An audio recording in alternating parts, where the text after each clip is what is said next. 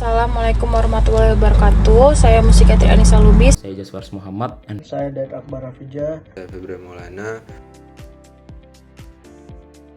Nah, gagal jantung adalah gejala klinis di mana jantung tidak dapat memompa darah yang cukup untuk memenuhi kebutuhan metabolisme tubuh. Penyebab utamanya itu biasanya termasuk gangguan struktur ataupun fungsi jantung itu sendiri, seperti penyakit jantung koroner ataupun hipertensi. Lalu ada gejala gagal jantung. Yang pertama itu ada sesak napas, terutama saat beraktivitas atau berbaring. Yang kedua ada pembengkakan di tungkai atau pergelangan kaki. Yang ketiga ada kelelahan berlebihan bahkan setelah aktivitas ringan. Lalu ada batuk kronis yang biasanya berdahak berbusa. Yang terakhir ada denyut jantung tidak teratur. Faktor risiko dari penyakit gagal jantung ini adalah adanya hipertensi yang menyebabkan beban kerja jantung meningkat. Kemudian ada DM atau diabetes mellitus. Hal ini memperburuk kerusakan otot jantung. Kemudian yang selanjutnya ada faktor risiko berupa obesitas atau gaya hidup yang tidak aktif. Hal tersebut berkontribusi pada penurunan fungsi jantung dan pembuluh darah.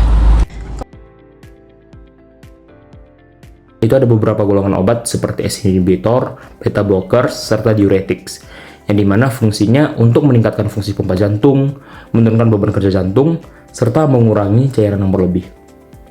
Untuk modifikasi gaya hidup sendiri, di mana bisa dilakukan diet rendah garam dengan komposisi di bawah sama dengan 2 gram per hari untuk mencegah retensi cairan.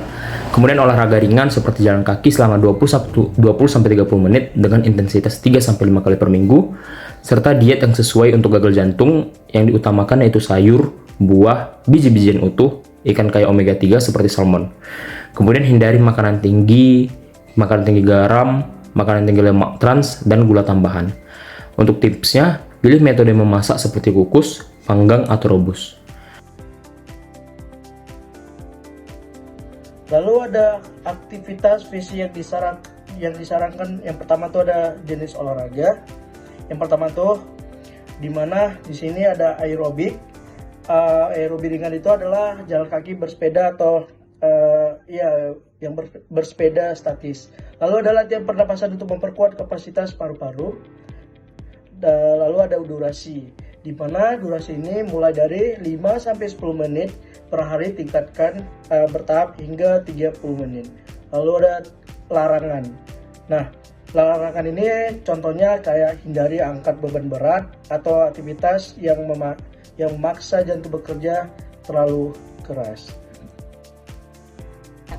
Untuk pencegahannya bisa kontrol tekanan darah secara rutin, kolesterol secara rutin, kemudian menerapkan olahraga dan makanan sehat secara teratur, dan menghindari rokok, alkohol, dan stres.